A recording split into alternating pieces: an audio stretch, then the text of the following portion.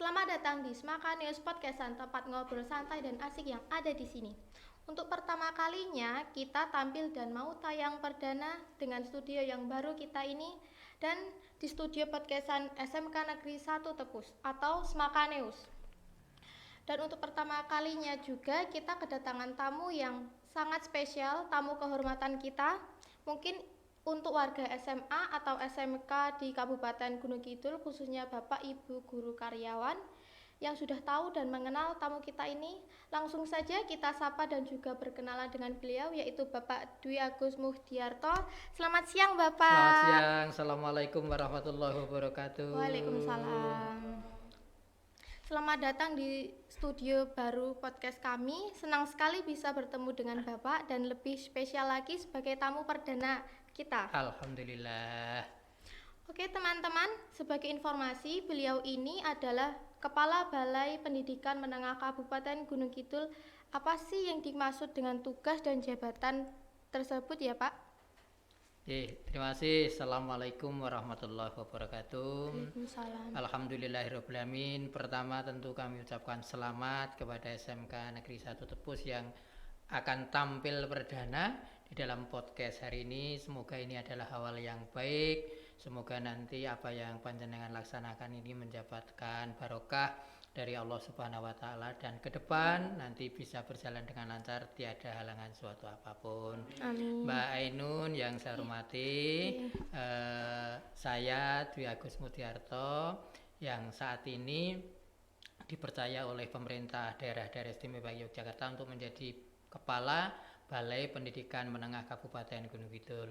Balai Pendidikan Menengah Kabupaten Gunung Kidul adalah kepanjangan tangan dari Dinas Pendidikan Pemuda dan Olahraga Daerah Istimewa Yogyakarta yang dalam hal ini adalah sebagai pembina atau pengelola SMA dan SMK negeri swasta di Kabupaten Gunung Kidul. Jadi intinya bahwa Balai Dikpen Kabupaten Gunung Kidul ini merupakan kepanjangan tangan dari kepala dinas.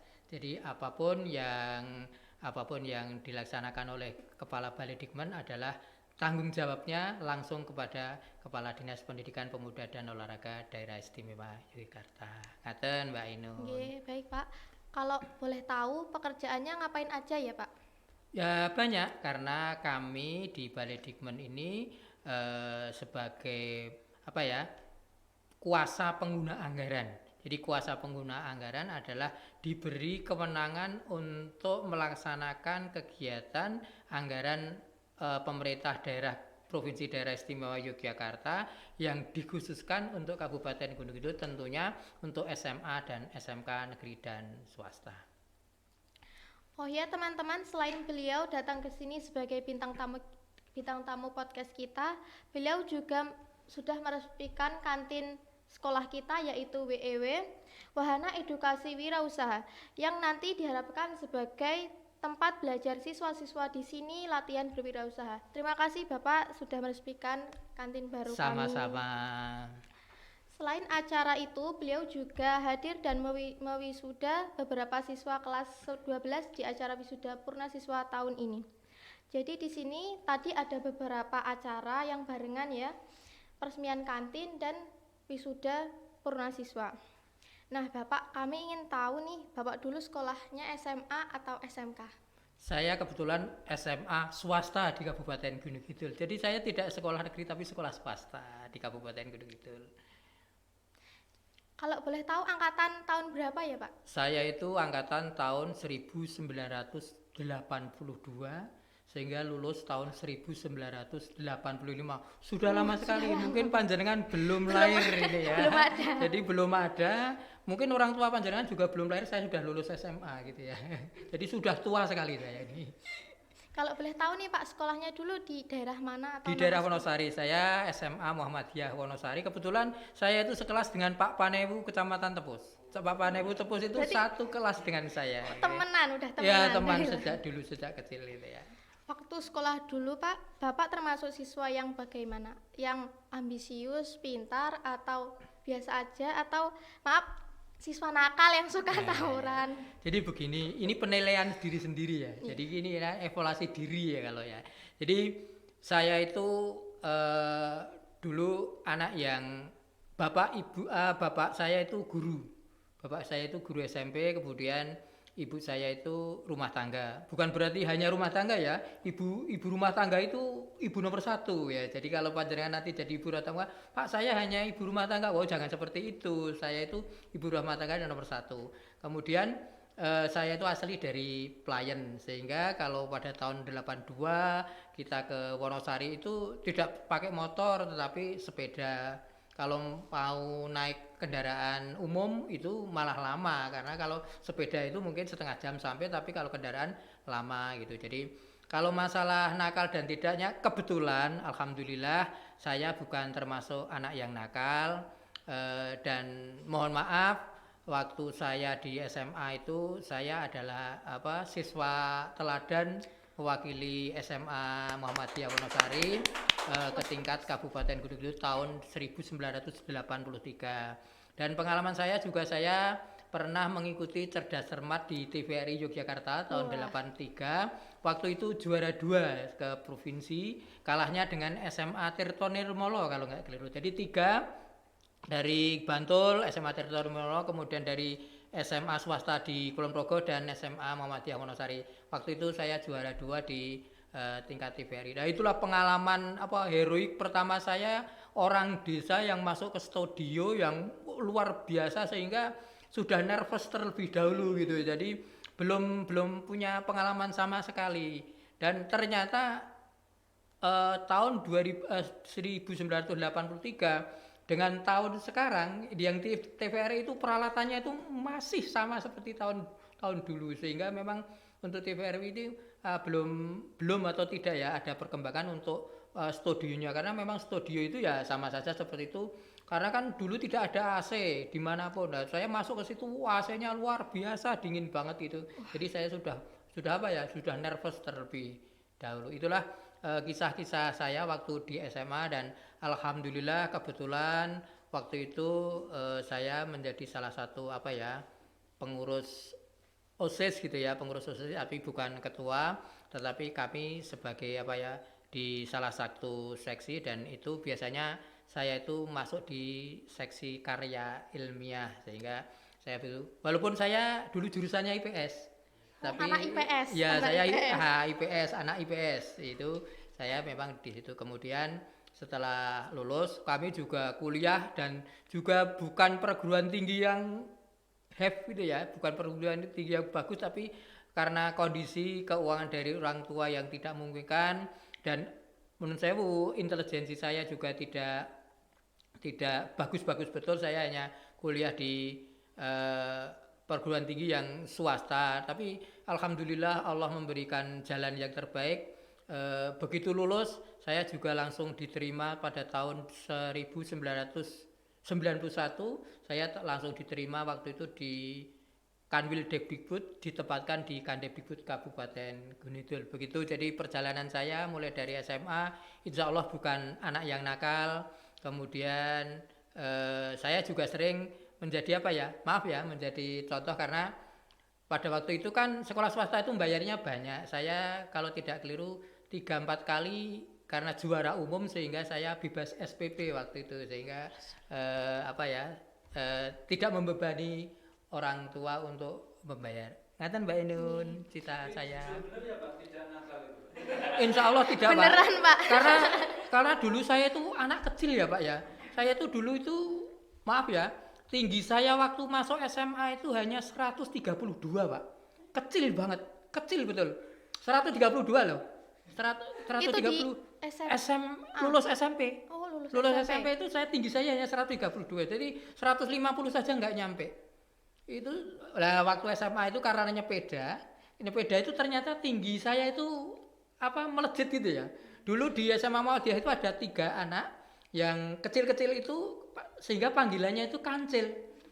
Iya, karena kecil-kecil ada 3 anak yang kecil-kecil. Sampai sekarang itu kalau ketemu masih sering kimbian sing kancil kelas apa gitu. Jadi ngaten Mbak.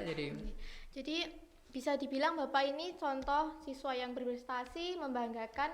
Kita bisa meniru Bapak Dwi Agus Muhdiarto ini Jangan berkecil hati soal fisik karena kita nggak tahu kedepannya itu Ya, betul. bakalan takdirnya gimana. Ternyata Allah itu memberikan yang terbaik bagi kami, dan kami juga tidak, saya sendiri juga tidak pernah sambat kenapa saya kecil seperti itu. Saya juga tidak bersahabat, itu kita syukuri. Malah kalau kecil itu, kalau berobos itu malah tidak senggol gitu ya. Oke teman-teman, kalau soal fisik kita jangan gampang insecure, jangan mengeluh, kita kan nggak tahu kedepannya bakal Iya, berubah. betul. Iya, iya. Nah, melihat fenomena zaman sekarang yang sudah sangat familiar dengan gadget, smartphone, internet, terlebih untuk para pelajar bahkan anak kecil, Pak. Ada yang PAUD, TK yang juga sudah banyak menggunakan smartphone, itu tanggapannya Bapak gimana? Jadi ini boleh dibilang malaikat, juga boleh dibilang setan. Malaikat jelas, kalau setan itu berarti dia adalah setan gepeng.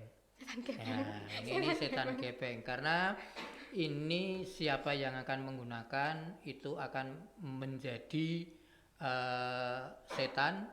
Kalau itu dibuat maksiat, mungkin membuka konten pornografi atau yang lainnya, tetapi ini juga akan menjadi malaikat kalau di dalamnya ini ada aplikasi katakanlah Al-Quran, atau untuk membaca Al-Quran atau hadis-hadis ataupun yang lainnya.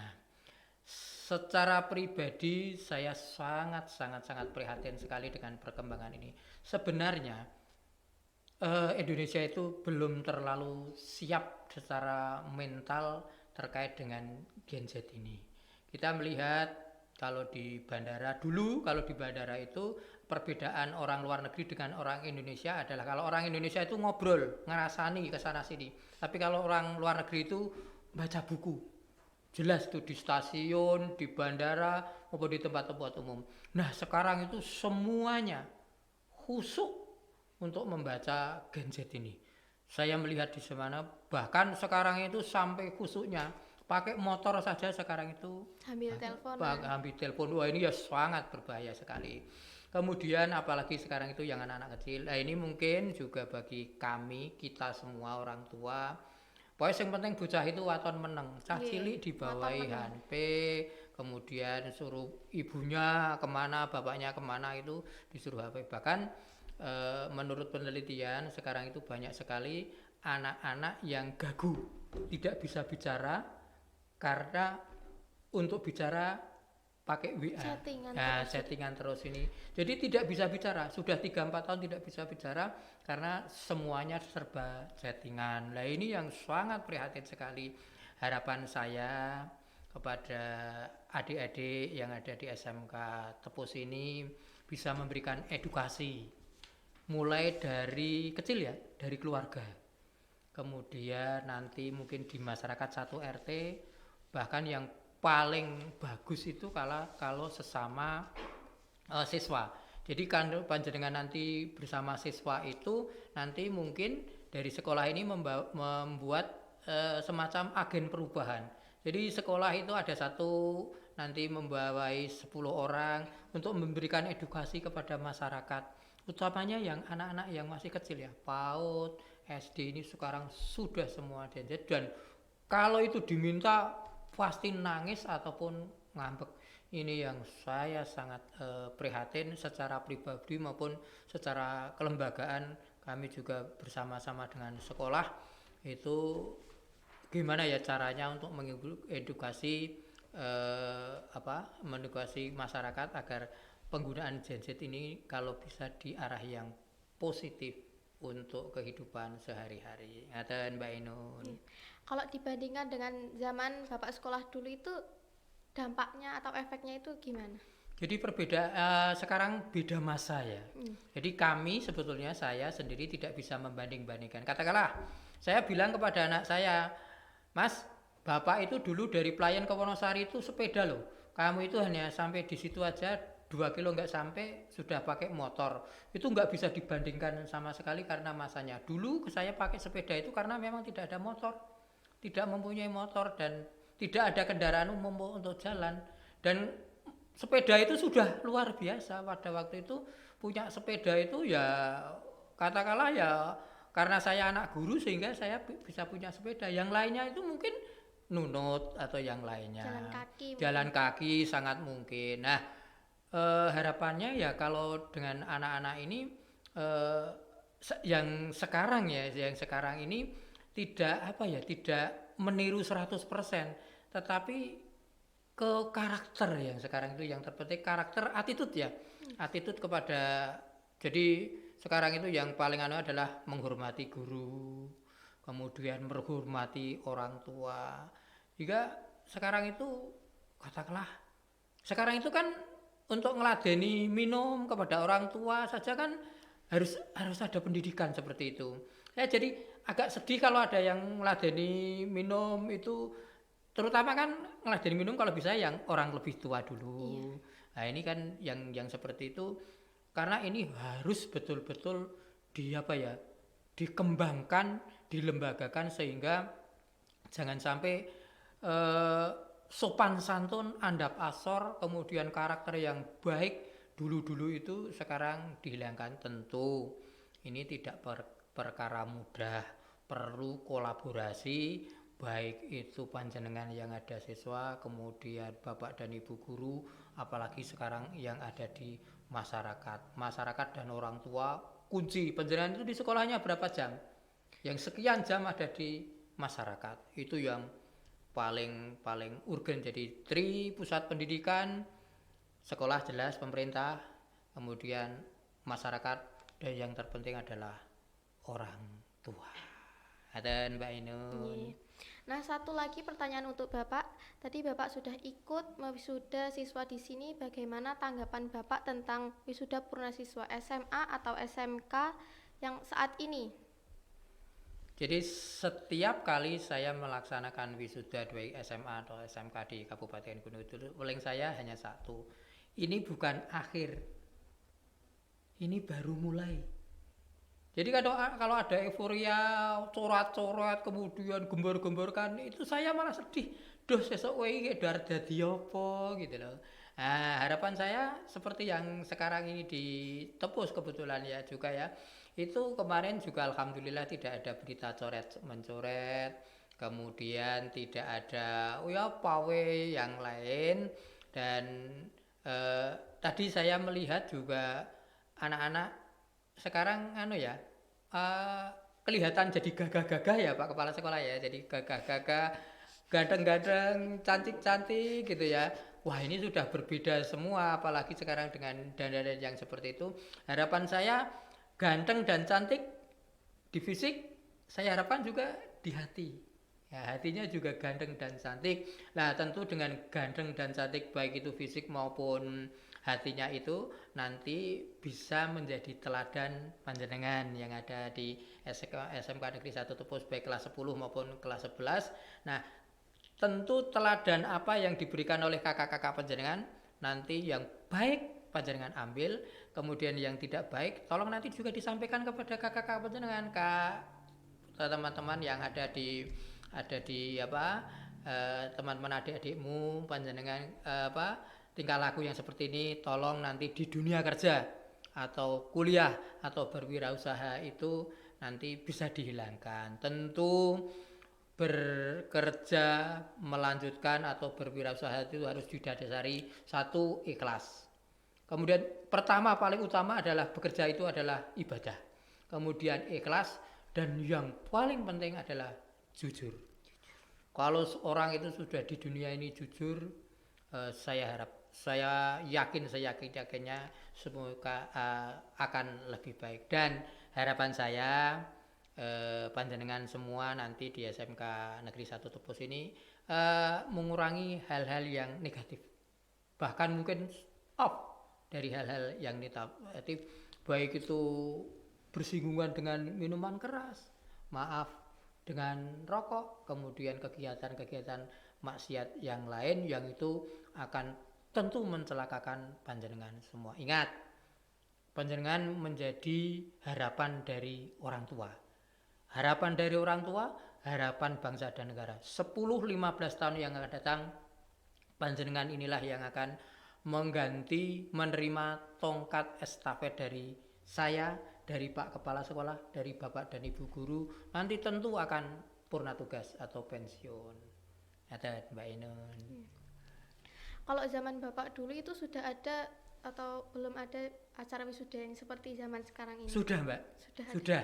Ya, jadi wisuda itu memang sudah sejak dulu. Wisuda ya tergantung kadar kemampuan dari masing-masing. Tapi tidak segempar seperti ini ya. Ya biasa-biasa saja gitu ya, biasa-biasa saja. Tapi juga sudah ada. Kalau ada acara wisuda yang dilakukan di sekolah sendiri tapi menyewa tempat luar ini, tanggapan Bapak itu gimana? Sebetulnya itu pilihan ya. Sebetulnya itu pilihan dari masing-masing sekolah terkait dengan satu, apakah di sekolah itu memang ada fasilitas, mungkin tempat yang luas kemudian bisa digunakan. Kemudian kalau di luar tempat itu juga mungkin memperhatikan kondisi keuangan dari masing-masing sekolah. Tetapi harapan saya yang paling penting sekolah itu mengadakan kegiatan di sekolah sendiri. Itu satu, kalau ada orang tua wali murid datang itu bisa melihat kondisi sekolah. Artinya apa? Melihat kondisi sekolah. Oh, ternyata anakku itu sekolah di sini toh. Ruang kelasnya dulu di situ. Sehingga sangat mungkin orang tua itu selama 3 tahun itu belum pernah ke sekolah sekalipun. Sangat mungkin seperti itu. Nah, mungkin di akhir cerita, di akhir kelas 12 ini baru pertama kalinya bisa datang sekolah. Harapan saya nanti semua sekolah yang ada di Kabupaten Gunung Kidul ini kalau melaksanakan kegiatan wisuda, usahakan semaksimal mungkin berada di sekolah. Itu harapan saya. Kalau tanggapan Bapak sendiri tentang siswa-siswi yang di daerah Gunung Kidul sendiri yang mereka itu flexing, mengutamakan gengsi, milih tempat yang di gedung atau nggak mau di sekolah. Itu kan jadi jadi sebetulnya itu kolaborasi ya, branding yang ditonjolkan itu hanya brandingnya, tetapi ke dalam semangatnya, kemudian semangat dan perjuangannya itu paling baik adalah kalau ada di sekolah. Lelah memang, berada di sekolah itu lelah memang, karena panjenengan harus kerja bakti. Iya. Harus lembur mulai dari kemarin lembur dari kemarin, tidak tidur. Nanti kalau ada seperti ini bagaimana, kalau bagaimana itu perjuangan, salah satu perjuangan, dan tentu perjuangan itu akan dicatat. Tetapi berbeda kalau di luar tinggal diborongkan jadi di sekolah itu bisa sebagai perjuangan, memotivasi diri sendiri, dan tadi bisa ajang silaturahim untuk bisa orang tua datang ke sekolah. Ya ini sekolahku koyong ini Bapak Ibu. Nah, seperti ini. Sehingga kalau ada kekurangannya itu Pak Kepala Sekolah bisa, ini Pak yang kurang seperti ini. Ruang parkirnya sekarang sudah tidak muat karena anak-anak pada membawa motor semua. Ini kan jadi bisa melihat kondisi sekolah. Tidak hanya katakanlah sekolah saya kurang begini, belum melihat dulu. Ya, gitu ya Pak ini ya. Terakhir untuk Bapak, pesan-pesan untuk para pelajar di Gunung Kidul, terutamanya untuk kami yang ada di SMK Negeri 1 Tepus. Ya, jadi bicara Tepus itu kalau tahun 80-an itu luar biasa. Artinya luar biasa itu begitu saya kuliah di Jogja itu ada orang bicara Tepus itu tertinggal. Terus mesok iki arep nang Tepus iki arep ngombe nganggo apa gitu lah. Nah, sekarang itu ternyata roda itu berputar. Roda itu berputar. Sekarang Tepus itu banyak orang kaya baru. Ya, orang kaya baru, kemudian usahawan baru, entrepreneur baru. SMK bukan bisa, tetapi SMK harus bisa menangkap peluang ini, terutama di SMK Negeri 1 Tepus. Panjenengan sudah dibekali oleh Bapak dan Ibu Guru kewirausahaan yang luar biasa. Meskipun ilmu itu teori, tetapi praktek kecil maupun besar itu akan menjadi dasar panjenengan untuk bisa mengembangkan ilmu itu dengan sebaik-baiknya. Jangan lupa dan jangan sampai panjenengan melupakan Bapak dan Ibu guru. Kalau panjenengan sudah lulus nanti, sudah keluar dari SMA, baru akan terasa bahwa pada waktu itu Pak siapa mengajari saya, ternyata sekarang seperti ini dan itu. Dan harapan saya juga alumni dari SMK Negeri 1 Tepus tetap membawa nama baik SMK Negeri 1 Tepus, baik itu dari segi karakter, kemudian kinerja, dan tentu saja jangan lupa kalau sudah berhasil, berilah penghargaan kepada SMK Negeri 1 Tepus ini yang terbaik dari panjenengan. Tidak perlu mulu-mulu, tetapi rutin kepada SMA. Rutinnya apa? Doakan saja SMK Negeri 1 Tepus semoga menjadi sekolah yang jaya. Dan Mbak. Baik, terima kasih Bapak sudah berkenan hadir di sini, mau sharing dengan kami tentang masa-masa waktu Bapak sekolah dulu. Semoga bisa menginspirasi kami yang masih belajar untuk lebih giat lagi, lebih baik lagi. Sekali lagi terima kasih untuk Bapak dan mohon maaf jika ada kurang berkenan dari kami, kurang sopan, dimaafkan. Sama-sama, semoga ini bermanfaat bagi kita semua. Dan apa yang kita laksanakan ini mendapatkan ridho dari Allah Subhanahu wa Ta'ala, membawa berkah bagi kita semua, khususnya untuk SMK Negeri 1 Tepus dan Gunung Kidul pada umumnya. Mohon maaf juga apabila ada kesalahan. Billahi taufiq wal hidayah wa ridho wal inayah. Assalamualaikum warahmatullahi wabarakatuh. Waalaikumsalam. Oke teman-teman, itu tadi kita sudah ngobrol dengan Bapak Kepala Balai Pendidikan Menengah Kabupaten Gunung Kidul yang sangat asik dan menarik.